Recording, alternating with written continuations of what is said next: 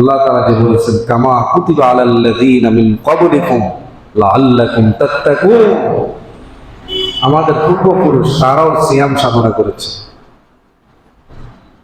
হযরত আদম আলাইহিস সালাতু ওয়াস সালাম কে আল্লাহ তাআলা ছোট্ট একটা রোজা দিয়েছেন জান্নাতে যখন ছিলেন।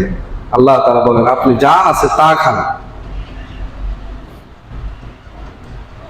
যা আছে তা পান করেন, কিন্তু ওয়ালা তাকরাবা হাযিহিশ শাজারা ফাতাকুনা মিনাজ যালিমিন, ওই গাছের কাছেও যাবেন না, যেটা হলো গন্ধম ফল,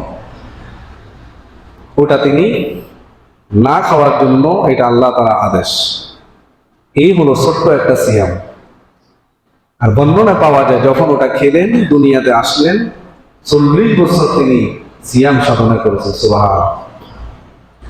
এখন আসে ওই যে গন্ধম ফলটা খেয়েছিলেন, ওটার যে একটা নির্যাস ইয়াটা 30 দিন ছিল। কতদিন? 30 দিন। আমাদের উপরে যে 30টা রোজা এসেছে, ওখান থেকে আল্লাহ তাআলা আমাদের 30টা রোজা দিয়েছে। সুবহান। হযরত ইব্রাহিম আলাইহিস সালাম থেকে শুরু করে আমাদের নবী পর্যন্ত 30টা রোজা ছিল। কত? যত নবী ছিল দুনিয়ায়। মূসা আলাইহিস সালাতু ওয়াস সালাম 30টা রোজা রেখেছে। কয়টা?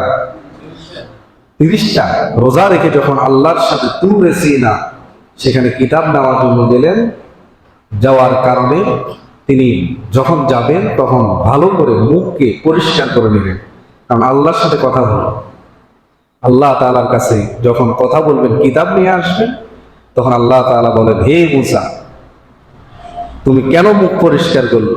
তোমার মুখের থেকে 30 দিন রোজা রাখার দ্বারা যে গন্ধটা বের হয়, এটা আমার কাছে মেশক আম্বরের চাইতে আরো প্রিয়। সুবহানাল্লাহ। পাঠিয়ে দিলেন, বলে যাও আরো 10 দিন সিয়াম পালন করো। তাহলে তিনি আরো 10 দিন সিয়াম পালন করলেন, বাড়তি করে 40 দিন পুরিয়ে তারপর আবার আল্লাহর কাছে দিলেন। এরপর আল্লাহ তাআলা তাকে তাওরাত কিতাব দিলেন। জোরে সুবহানাল্লাহ। হযরত ইদ্রিস আলাইহিস সালাতু ওয়াস সালাম সারা জীবন রোজা রেখেছেন।